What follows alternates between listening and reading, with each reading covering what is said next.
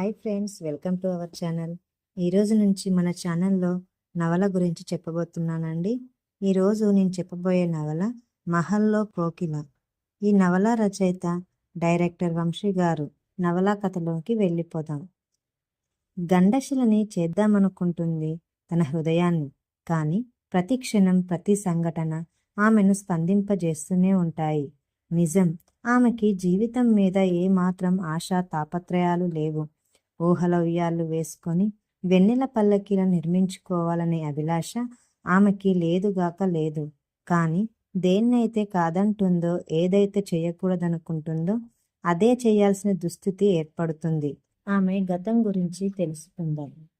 చిత్ర విచిత్రాలతో నిండిన మ్యూజియం ఒకటి, కానీ అందులో ఎన్నెన్నో భయానకమైన ఉదంతాలు నిండి ఉన్నాయి. ఆ గతమే ప్రపంచానికి తెలిస్తే తనకి ఏర్పడే మానసికమైన క్షోభ ఊహాతీతం.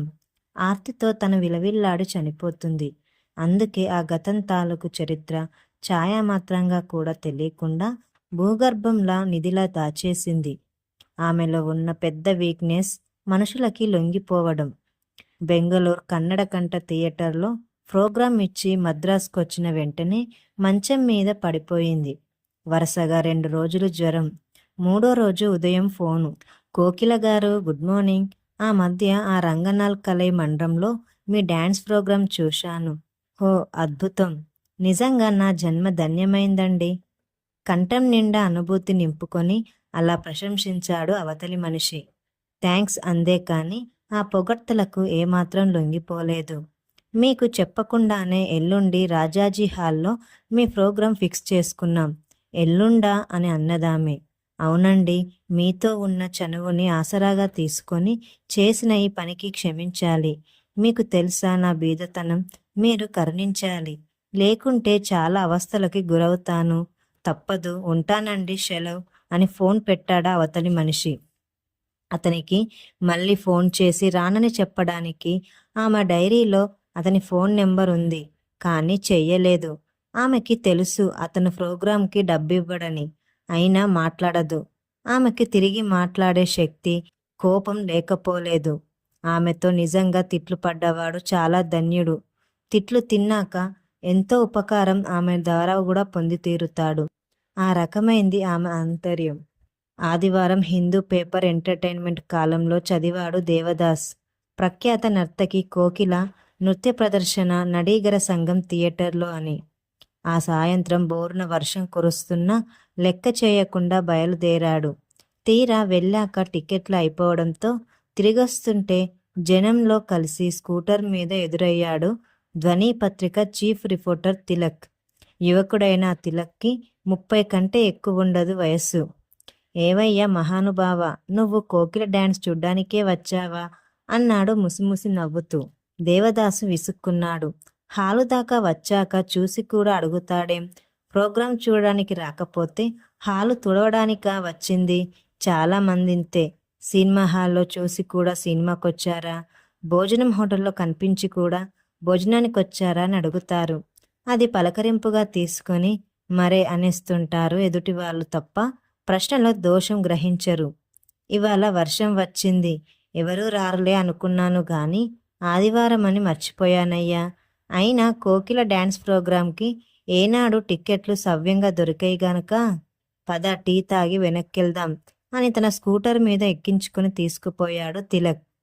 తిరుమల పిల్లై రోడ్డులో చిన్న టీ బడ్డీలోకి జొరబట్టుతుంటే ఓ తెల్ల పియాట్ కార్ పక్క నుంచే వెళ్ళి వర్షం నీళ్ళని దేవదాస్ మీద చిమ్మి స్నానం చేయించింది. తిలక్ నవ్వేసి, ఆ కారెవరిదో తెలుసా? నర్తకి కోకిలది అన్నాడు. ఎంత పొగరు అని తెల్లటి పిఆర్ కారు మీద, కారులో కూర్చున్న కోకిల మీద మండిపడ్డాడు దేవదాస్. శపించకు, ఆ కారు పాపం ఆమెది కాదు, ప్రోగ్రాం అరేంజ్ చేసిన కమిటీ వాళ్ళది. ఆమెకి కారు లేదు.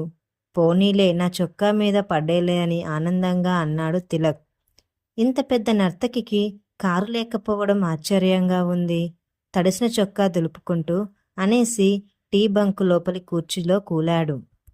ఆమె పెద్ద నర్తకి అయి 3 ఏళ్ళు కూడా కాలేదు. ఇంకా కారే కాదు, సెక్రటరీని కూడా పెట్టుకోలేదు.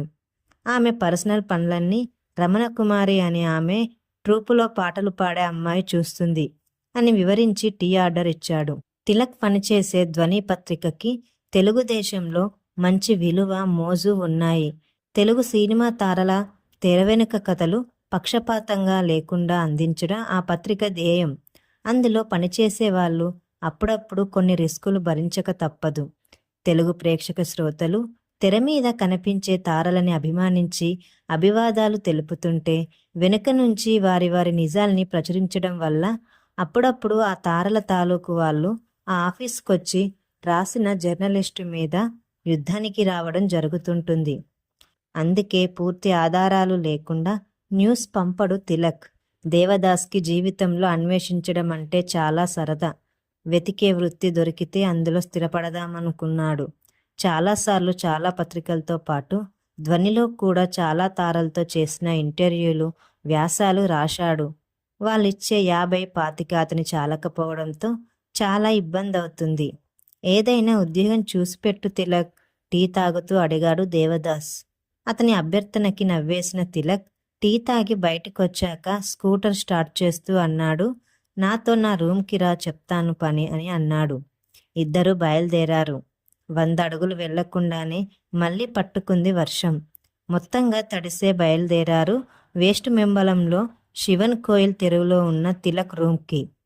తల తుడుచుకొని సిగరెట్ అంటిస్తూ అన్నాడు తిలక్, హీరోయిన్ సుచరిత నీకు పర్సనల్గా తెలుసా అని. తెలీదు అని దేవదాస్ అనడంతో వెరీ గుడ్ అని కుర్చీ ముందుకు లాక్కొని కూర్చొని మరొక సిగరెట్ దేవదాసుకి కూడా ఇచ్చాడు తిలక్. ఆమెను ఇంటర్వ్యూ చెయ్యాలా? సిగరెట్ అంటించి అడిగాడు దేవదాస్. కాదు, ఆమె మీద చాలా రూమర్స్ ఉన్నాయి. రాత్రిలో విజిపి గోల్డెన్ బీచ్లో ఆమె గడుపుతుందని, హోటల్ చోలాలో రూమ్ నెంబర్ 88 నెల రోజులుగా ఆమె పేరునే బుక్ చేసి ఉందని. అయితే ఇప్పుడు నేనేం చేయాలి? చాలా ఉత్సాహంతో అడిగాడు. 2 రోజులు నేను చెప్పిన 2 చోట్లకు వెళ్ళి అవునో కాదో చూసి రావాలి. నీకు వీలైతే ఆమె గదిలో జరిపే సంభాషణలు కూడా రికార్డ్ చేయాలి. ఇది చేసినందుకు 500 నీకు రెమ్యునరేషన్ ఇప్పిస్తాను అని తిలక్ చెప్పేసరికి 500ని 5 సార్లు లెక్కపెట్టి ఇన్నాళ్లకి మంచి పని దొరికిందని పరమానందపడిపోయి సరే, I'm ready for your service అనేశాడు. మద్రాస్కి 20 కిలోమీటర్ల దూరంలో మహాబలిపురం వెళ్లే దారిలో ఉంది విజిపి రిసార్ట్. పగటిపూట ఆ రిసార్ట్ గేటు దగ్గర ఒక మనిషిని నిజంగా బొమ్మలా అలంకరించి నిలబెడతారు. వాడు డ్యూటీ టైంలో నిలబడ్డంతసేపు చీమ కుట్టినా దోమ కుట్టినా కదలడు. బొమ్మలానే అచేతనంగా నిలబడతాడు. చేతిలో లావుపాటి పెద్ద కర్ర. 2వ పులకేశిరాజు కోట ముందు ద్వారపాలకుడి ఫోజులో నిలబడి ఉంటాడు వాడు. వాణ్ణి దాటి లోనికెళ్తే 100 ఎకరాల్లో దూరం దూరంగా కట్టిన అందమైన కాటేజులు. వాటిలో కొన్ని పూరిపాకల్లా ఉంటాయి. కానీ వాటి లోపల ఖరీదైన ఫర్నిచరు, ఏసీ వగైరా ఏర్పాట్లుంటాయి. ఆ కాటేజ్లోంచి ఫోన్ చేస్తే దూరంగా ఉన్న రెస్టారెంటులోంచి తెల్లటి బట్టలతో బట్టర్లు నడుచుకుంటూ వస్తాడు కావలసిన సామాగ్రి పెట్టుకొని. ఆ సరుకు తోట మధ్యలో ఉన్న కాటేజీల మధ్య మధ్య మన దేశం శిల్పకళా సంపద తాలూకు నకళ్ళు అందంగా అమర్చి ఉంటాయి. దగ్గరలోనే సముద్ర పొడ్డు.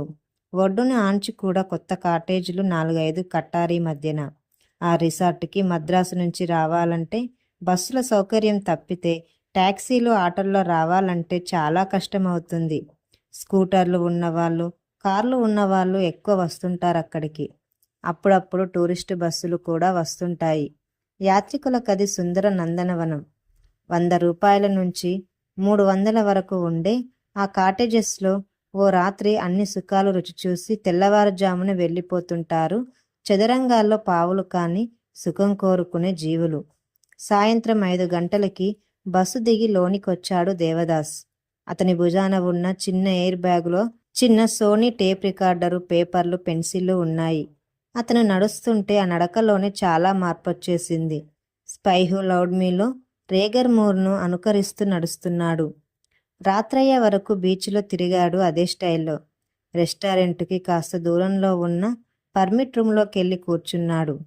డల్లెడ్లో జనం కూర్చుని తాగుతూ నెమ్మదిగా మాట్లాడుకుంటున్న మాటలు ఒక రకమైన ధ్వనిని ఏర్పరుస్తున్నాయి. ఆ రహస్య ప్రదేశంలో వాళ్ళు మాట్లాడుకునేవన్నీ రహస్యాలే కావచ్చు. ధ్వని పత్రిక చీఫ్ రిపోర్టర్ తరపున వచ్చిన దేవదాస్ ఓ టేబుల్ దగ్గర కూర్చొని ఉన్నాడు. బేరర్ వచ్చాడు. దేవదాస్కి తాగే అలవాటు లేకపోవడంతో సాఫ్ట్ డ్రింక్ ఒకటి ఆర్డర్ ఇచ్చాడు. డ్రింకు తాగుతున్న అతని కళ్ళు ఒక రెడ్ సారీ పాదాల మీద పడ్డాయి. నెమ్మదిగా తలపైకెత్తాడు. అంతే, తూలి పడబోయాడు. సందేహం లేదు, ఆమె నిజంగా హీరోయిన్ సుచరిత. ఆమె పక్కనే 40 ఏళ్ల బండవెదవ తూగుతూ మలయాళంలో తెగ మాట్లాడేస్తున్నాడు. దేవదాస్కు ఎక్కడలేని ఉత్సాహం పుట్టుకొచ్చింది. తిలక్ సుచరిత గురించి చెప్తుంటే ఏమో అనుకున్నాడు. నిజమా అనిపించింది ఆ క్షణాన. రాత్రి 10 అయ్యే వరకు వాళ్ళనే వాచ్ చేస్తూ కూర్చున్నాడు. ఒక్కొక్కళ్ళు లేస్తున్నారు. 3-4 జంటలతో సుచరిత జంట కూడా లేచింది, తూలుతున్నారు. పర్మిట్ రూమ్ దాటి బయటకొస్తుంటే లోపల ఏసీ కంటే బయట సముద్రపు గాలి హాయిగా సుఖంగా ఉందనిపించింది. చీకటి, దూరం దూరంగా దీపాలు, ఎవరి కాటేజెస్లోకి వాళ్ళు వెళ్ళిపోతున్నారు చీకట్లో.